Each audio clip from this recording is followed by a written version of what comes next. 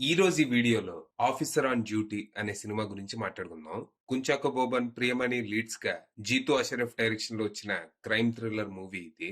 ఈ cinema story ఏంటి, దీని మీద నా ఒపీనియన్ ఏంటనేది ఇప్పుడు తెలుసుకుందాం పదండి. ముందుగా ఈ సినిమా స్టోరీ ఏంటంటే, ఈ సినిమాలో మన హీరో హరిశంకర్ రీసెంట్ గా డివైఎస్పీ నుంచి సిఐ గా డిమోట్ అవుతాడు. అంటే మనోడు బ్రిలియంట్ ఆఫీసరే గాని తనకి బాగా కోపం ఎక్కువ.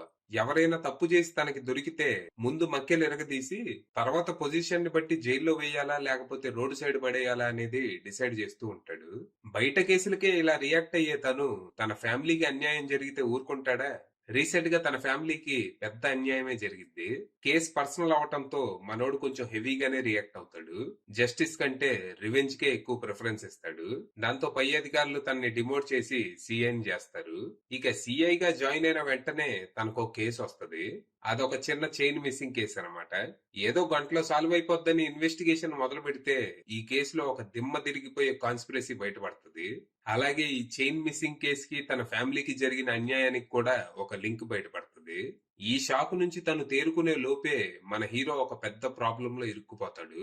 మరి తర్వాత ఏం జరిగింది, అసలు ఈ చైన్ మిస్సింగ్ కేసు ఏంటి, దీంట్లో ఉన్న దిమ్మ తిరిగిపోయే కాన్స్పిరసీ ఏంటి, దీని వెనక ఎవరున్నారు, వాళ్ళ ప్లాన్ ఏంటి, ఈ కేసుకి మన హీరో ఫ్యామిలీకి జరిగిన అన్యాయానికి సంబంధం ఏంటి, ఇంతకీ మన హీరో ఇరుక్కున్న పెద్ద ప్రాబ్లం ఏంటి, చివరికి ఈ ఇన్వెస్టిగేషన్ ని తను ఎలా ముగించాడు, క్రిమినల్స్ ని ఎలా పట్టుకున్నాడు అనేది మీరు సినిమా చూసి తెలుసుకోవాలి.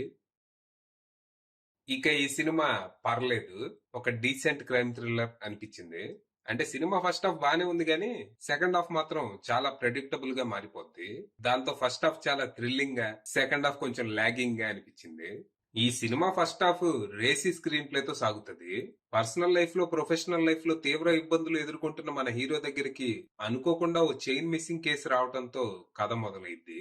ఇక్కడ జరిగే పోలీస్ ఇన్వెస్టిగేషన్ అంతా చాలా డీటెయిల్డ్ గా, రియలిస్టిక్ గా ఉంటది.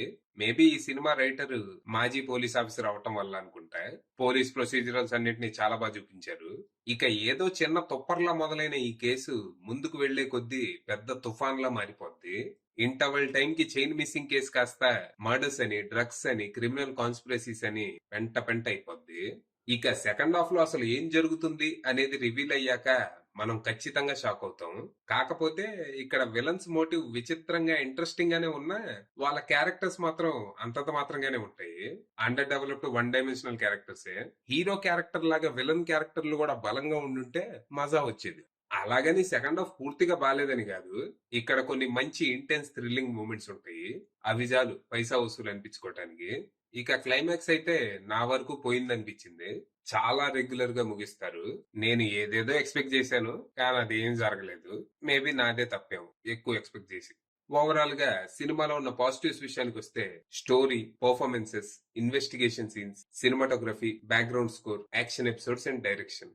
ఇక నెగటివ్స్ విషయానికి వస్తే ప్రెడిక్టబుల్ సెకండ్ హాఫ్. ఫైనల్ గా చెప్పేది ఏంటంటే, ఒకవేళ మీకు రియలిస్టిక్ గా అనిపించే క్రైమ్ థ్రిల్లర్ మూవీస్ అంటే ఇంట్రెస్ట్ ఉంటే ఈ సినిమా ట్రై చేయండి.